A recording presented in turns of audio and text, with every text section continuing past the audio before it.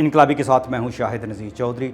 नाजरीन, आपने सुना होगा कि तवाइफ अपना घर छोड़ देती है लेकिन अपना पेशा नहीं छोड़ती। ज़िंदगी के किसी न किसी मुकाम पर उसे ये एहसास होता है कि जिस बंदे की खातिर उसने अपनी तवाइफ गिरी छोड़ दी थी और फिल्मों में या डांस करना छोड़ दिया था या कोठे पर जाना उसने छोड़ दिया था, लेकिन एक दिन उसका ये पछतावा फिर रंग लाता है और दोबारा से उसी फील्ड में चली जाती है। लेकिन आज की ये स्टोरी बड़ी मुख्तलिफ है। आज मैं आपको अदाकारा नादरा के बारे में बताऊंगा, जो पाकिस्तान की टॉप स्टार एक्ट्रेस थी और जिसने ऐन जवानी के दिनों में अपनी फिल्मों से तहलका मचा दिया था। लेकिन जब उसने अपना घर बसाने की ख्वाहिश की तो उसकी खातिर उसने रंगो नूर की ये महफिलें सारी की सारी छोड़ दी। नादरा कौन थी? नादरा का कत्ल 26-27 साल की उम्र में ही हो गया था, लेकिन इस कत्ल और घर बसाने की दास्तान के पीछे एक बड़ी होलनाक और बड़ी इंटरेस्टिंग दास्तान भी मौजूद है। सबसे पहले आपको मैं बता दूं कि नादरा वो पहली पाकिस्तानी अदाकारा थी जिसने अपने रक्स की वजह से फिल्मों के अंदर शोहरत हासिल की और उसे माधुरी के नाम से भी याद किया जाता था। वो पाकिस्तान की माधुरी दीक्षित थी जिनके डांस को देखकर उनकी फिल्मों पर लोगों का तांता बन जाता था और गोल्डन जुबली तक जो फिल्में जाया करती थी, कोई उसकी फिल्म ऐसी नहीं जो कामयाबी से हमकिनार ना हुई हो। उसकी हर फिल्म हिट हुआ करती थी। अदाकारा नादरा की सबसे पहली फिल्म जो थी आखिरी जंग थी, जिसमें उसने बहुत ज़बरदस्त किरदार अदा किया था। इसके बाद भी उसकी एक फिल्म बनी थी, लेकिन वो उससे पहले जो रिलीज़ हो गई थी। लेकिन आखिरी जंग जो थी वो सबसे पहली बुनियादी तौर पर उसकी फिल्म थी। यूनुस मलिक ने उसको कास्ट किया था। उस फिल्म से जब उठान ली नादरा ने, तो मैं आपको ये बताता चलूँ कि ये यूनुस मलिक की ही तख्लीक थी, तहकीक थी, उनकी ही दरियाफ्त थी। नादरा का डांस बहुत ज़्यादा मशहूर था।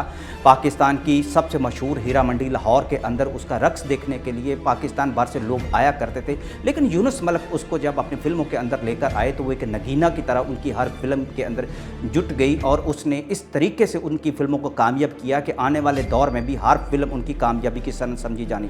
लेकिन जो सबसे बड़ी बात थी कि फिल्मों से जो नादरा को कमाई होती थी, उससे ज़्यादा जो कमाई थी वो नादरा को मुजरों से हासिल होती थी। नादरा के बारे में मशहूर था कि वो एक मुजरे का 50 लाख रुपया उस दौर में लेती थी जब इसका तसव्वुर नहीं किया जा सकता था। लेकिन नादरा पाकिस्तान की महंगी तरीन मुजरा करने वाली भी अदाकारा थी जो 50 लाख से ज़्यादा एक रात का लिया करती थी। और यही वजह थी कि नादरा एक मालदार खातून होने के अलावा एक एक्ट्रेस के तौर पे भी मशहूर होगी। उसकी गुलबर्ग डिफेंस के अंदर बहुत सारी जायदाद थी, जो ऐसे एक उम्र के इस हिस्से में अक्सर जो हीरो होते हैं या हीरोइनें होती हैं उनके पास इतना सरमाया इकट्ठा नहीं होता। लेकिन नादरा के पास बहुत ज़्यादा सरमाया उस दौर में इकट्ठा हो गया था जिसका ख्वाब लोग देखा करते हैं।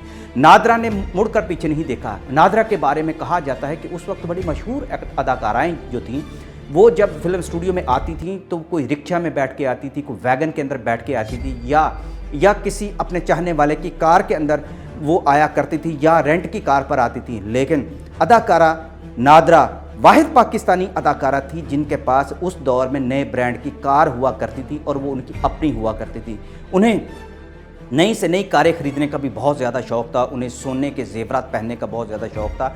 अदाकारा ने जिस हीरो के साथ काम किया उसकी फ़िल्मों को कामयाब कर दिया। सुल्तान रही इजहार काजी इस्माइल शाह के साथ तो उनकी जोड़ी जो जच कर चली।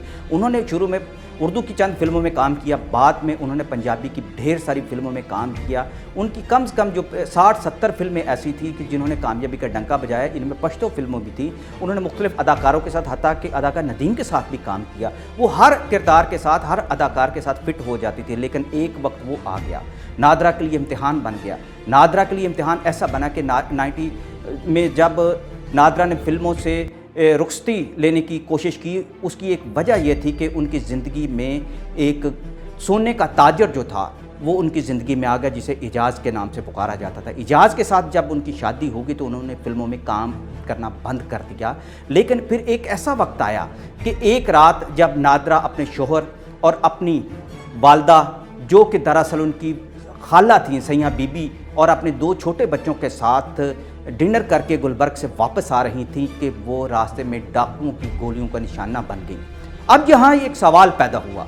उस सवाल का जवाब आज तक तलाश नहीं किया जा सका और ना ही कोई इसका जवाब दे सका है कि नादरा की मौत जो थी وہ کسی نہ کسی سازش کا ایک حصہ تھی، کیونکہ اگر غور کیا جائے تو نادرہ سے پہلے اس کا پہلا جو ہیرو تھا اسماعیل شاہ بھی ناگہانی طور پر حادثاتی ایک موت کا شکار ہو گئے، اور اس نادرہ کی موت کے بعد دیکھا جائے تو سلطان راہی کا بھی قتل ہو جاتا ہے۔ اگرچہ ان تینوں کی اموات کا آپس میں تعلق نہیں ہو سکتا، لیکن کوئی نہ کوئی سازش ایسی ہو سکتی ہے، یا ستارے ان کے ایسے جو غروب ہو گئے تھے کہ ایک سال کے اندر ان کے ساتھ فلموں میں کام کرنے والے ہیرو بھی اللہ کو پیارے ہو گئے اور وہ خود بھی اللہ کو پیاری ہو گئی۔ کہ نادرہ کے والدین یعنی کہ ان کی والدہ، سب سے پہلے تو میں آپ کو یہ بتا دوں کہ نادرہ کی والدہ نسیم اختر نے قصور کے اکبر بھٹی سے شادی کی تھی، جس سے ان کے 2 بھائی اور 3 بہنیں پیدا ہوئی، لیکن نسیم اختر نے طلاق لے لی اور دوسری شادی کر دی، تو نادرہ اور اپنی اس کی جو نادرہ جس کا نام ملکہ فرح تھا، اور اس کی دوسری بہن کو اس کی خالہ نے اڈاپٹ کر لیا، سیاں بی بی نے۔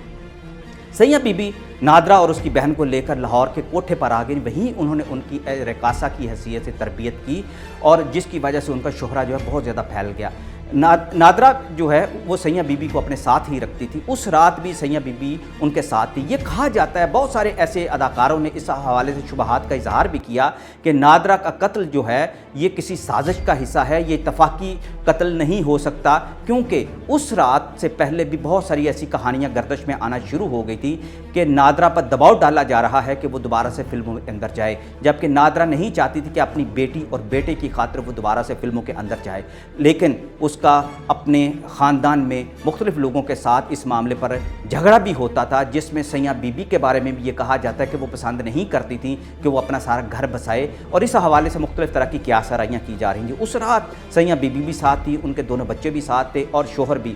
اس بارے میں کہا جاتا ہے کہ وہ ایک انجان سڑک سے، ویران سڑک کے راستے سے گھر کی طرف جا رہے تھے کہ جب موٹر سائیکل پر اچانک کچھ نوجوان آئے اور انہوں نے نادرہ کو ٹارگٹ کلنگ کی، اور 2-3 گولیاں جو اس حوالے سے ماری گئیں۔ اس میں تفتیش کے دوران یہ بات بھی کہی گئی کہ انہوں نے سونا لوٹنے کی کوشش کی تھی، کیونکہ نادرہ سونا بہت زیادہ پہنتی تھی، لیکن جب پولیس نے تفتیش کی تو ان کے شوہر کو تحقیق کا نشانہ بنایا گیا، لیکن کچھ عرصے کے بعد انہیں بھی بے گناہ ثابت کر دیا گیا۔